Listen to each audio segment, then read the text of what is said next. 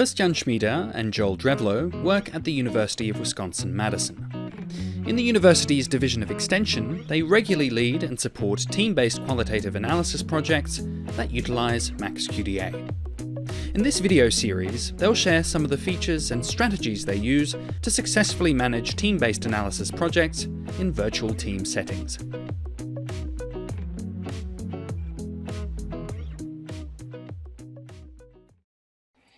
In this video, we will show you how we use document colors to manage some of our teamwork.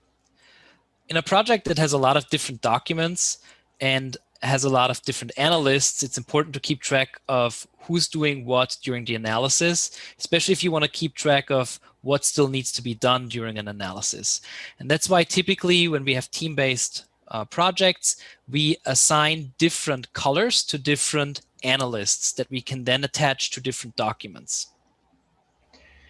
Yeah, so what that looks like in practice, if we come in here and say, I've conducted some analysis on document 593, and I want to make sure that the rest of the group is aware of that, I can right-click on this document.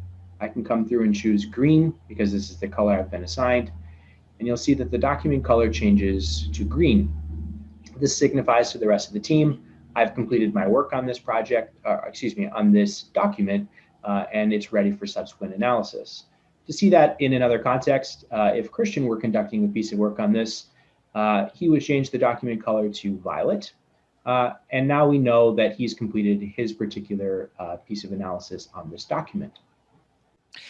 And this is really helpful, especially from a project manager perspective.